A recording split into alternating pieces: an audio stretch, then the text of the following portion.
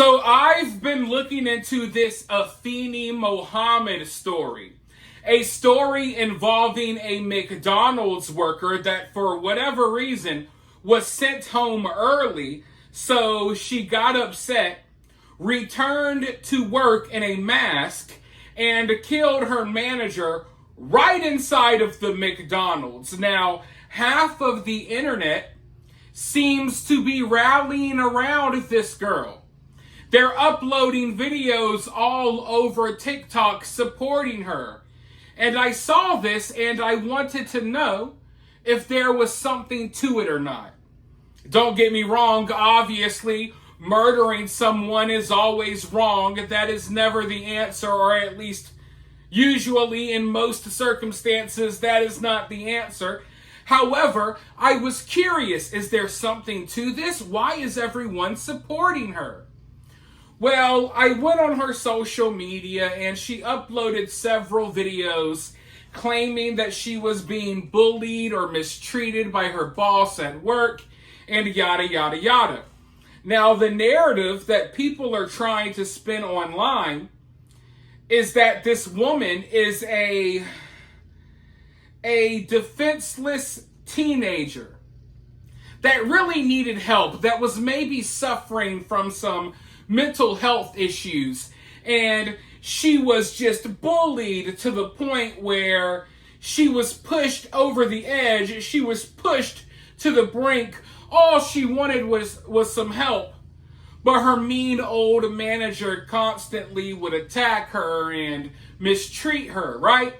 That's the narrative.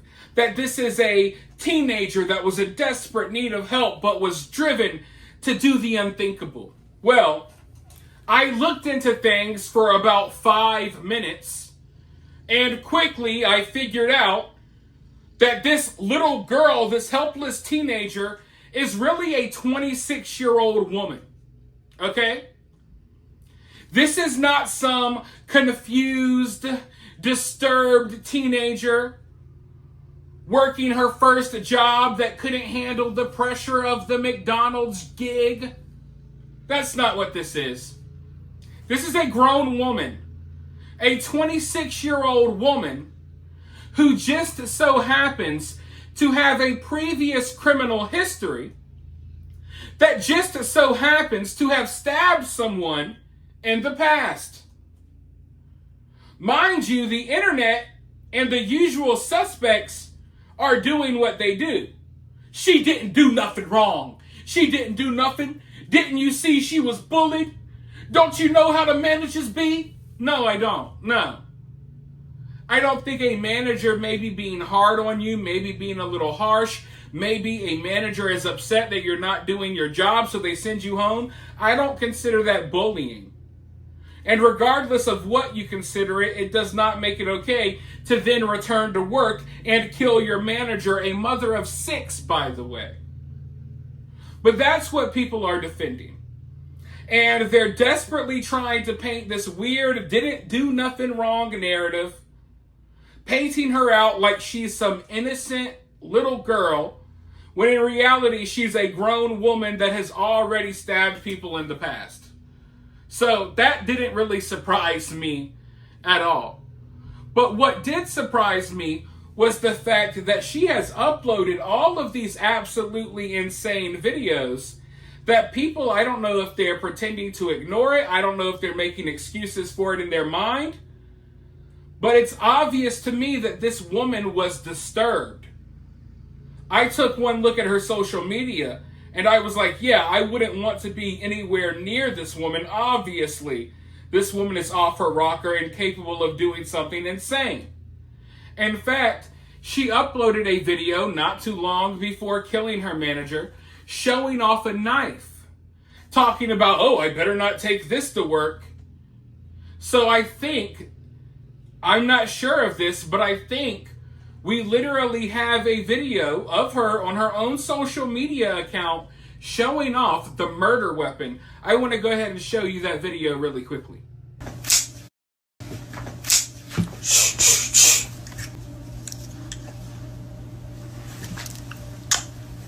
Nah, this stays at home though. I'm not gonna bring this to work because That wouldn't look right, I guess. You want to know what the crazy part is? That was the least disturbing video that I saw on her social media. That's probably the least disturbing video of all. And I don't understand how people can see stuff like this and still be making excuses for her. This was totally premeditated. It's not like she was, caught in a situation where her back was against the wall and she had to defend herself. No, she had been at home plotting for a while on doing something crazy to her manager. She has videos out there discussing it. She has videos out there of her like in a Chucky mask doing weird stuff. It's just all so weird. But luckily, after she killed her manager, a customer at McDonald's actually held her at gunpoint so she wasn't able to escape. So she got arrested and she made her first court appearance. And I want to show you that court appearance right now. But first, people often ask, how can they support the channel? And the answer to that question is very simple. You can support the channel for quick, free, easy. It's the easiest way you can support the channel by simply liking the video. It helps the channel out more than you know. Another way to help the channel is by sharing the video on social media, commenting below, subscribing if you haven't already. And if you really like the videos, you can always support further by donating via Cash App or Super Thanks. Always greatly appreciated. Now, with that being said, let's look at this crazy, crazy woman's first court appearance. Then we'll be right back with more thoughts. Detective Showers, please approach for the swear-to. Please raise your right hand. Do you swear that the information being provided is true and accurate to the best of your information, knowledge, and belief, subject to penalties of perjury? I do. Put your hand down. With regard to the defendant, Afeni Muhammad, please set forth a factual basis for the warrant request. Yes, Your Honor. 7/10/25, McDonald's employee Afeni Muhammad stabbed McDonald's manager Jennifer Harris multiple times with a kitchen knife at the McDonald's restaurant at 179219 Mile. Harris was not armed at the time and died of her injuries. Prior to the stabbing, Muhammad was sent home by Harris for not performing her work duties and told Harris, "I'll be back." Muhammad was arrested on scene and the knife was recovered. Muhammad admitted that she intended to kill Harris and stated that after she was sent home, she drove to a nearby park, decided to come back and stab Harris with a knife that she had inside of her vehicle. When Muhammad returned to stab Harris, she entered the back entrance with a hooded mask over her face in an attempt to conceal her identity and attempted to flee the scene after the stabbing, but was stopped by an armed customer. And the requested charges are murder in the first degree, count 2, dangerous weapon, carrying with unlawful intent, and there's a habitual second notice offense. Is that correct? That is correct, Your Honor. The warrant is being signed and we can proceed to arraignment. Thank you, Your Honor. Calling file number 25354, People versus Afeni Badu Muhammad. Counsel appearances for the record, please. Good afternoon, Your Honor. Sean Hagel, on behalf of the people. Thank you very much, Your Honor. Please, this honorable court, Matthew McConnell, appearing on behalf of Mrs. Muhammad, who does appear via Zoom. Your name, please, ma'am? Afeni Muhammad. Very good. You're here today for arraignment on the charges of murder in the first degree, premeditated, count 2, carrying a weapon with unlawful intent, and a habitual second notice. Mr. Licata, how does your client wish to proceed? Thank you very much, Your Honor. At this time, my client is asking the court to enter a not guilty plea.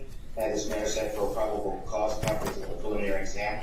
I have advised my client of her rights, as well as the charges against her and the potential penalties. We are ready to proceed on those grounds. Very good. Ma'am, do you understand the nature of the charges against you to your satisfaction after talking to your attorney? Yes. Very good. I will go ahead and enter a not guilty plea on your behalf. Are you requesting a court-appointed attorney?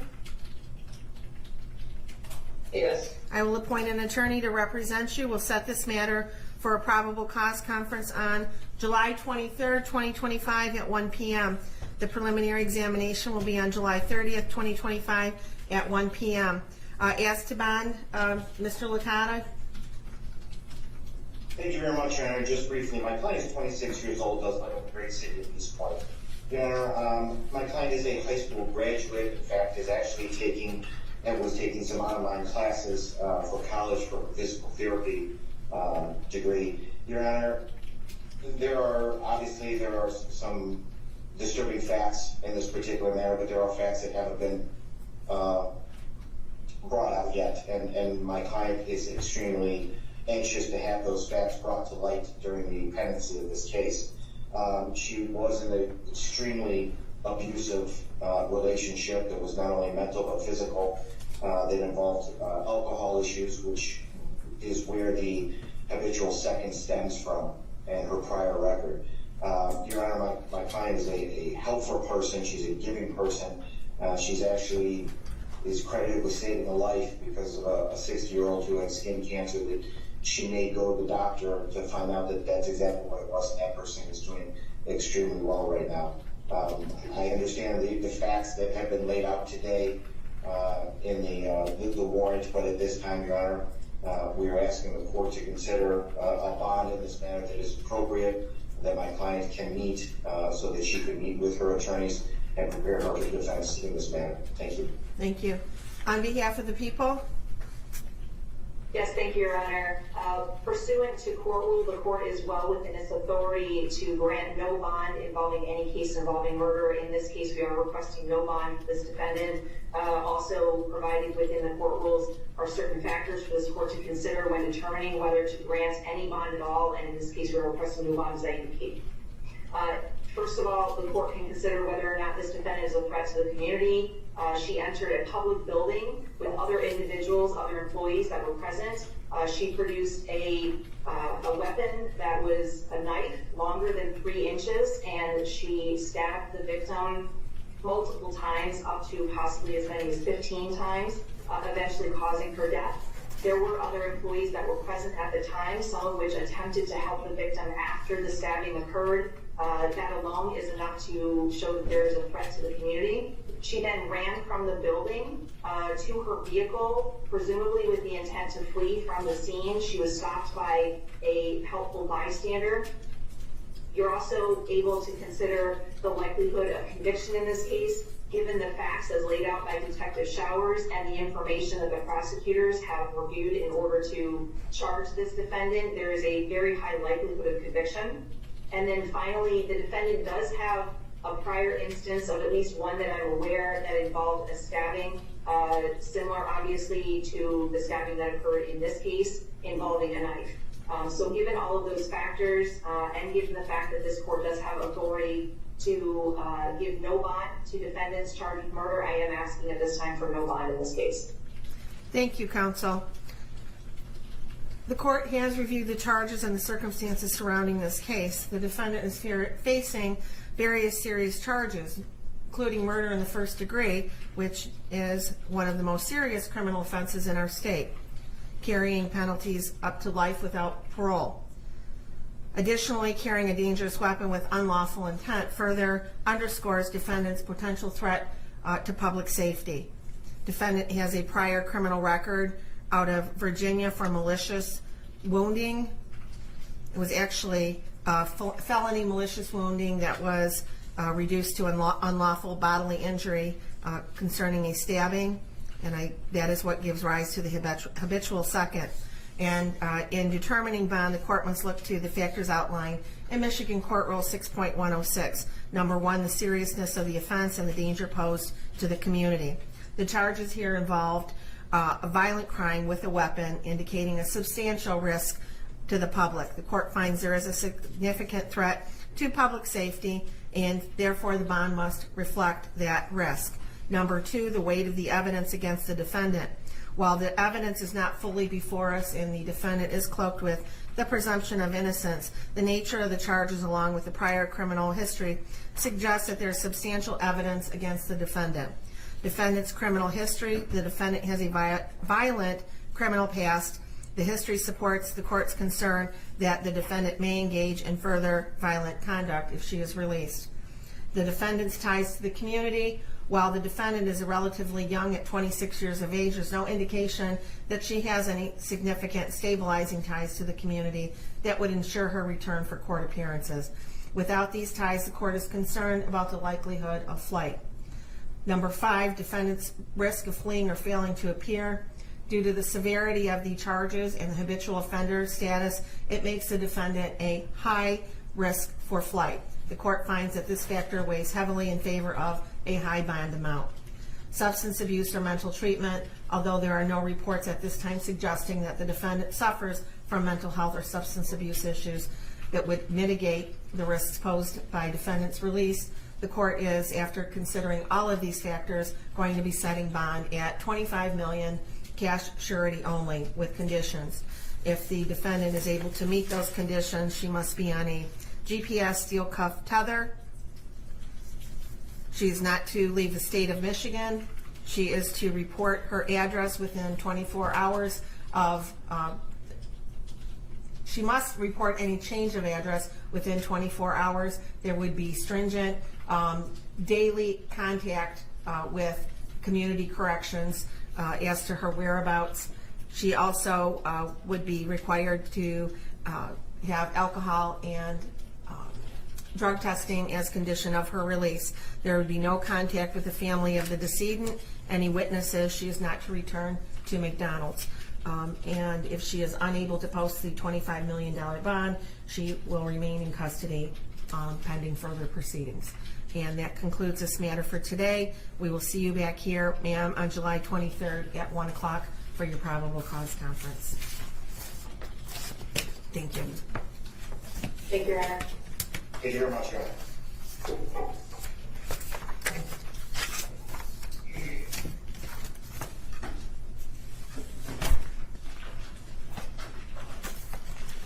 You're all set, ma'am.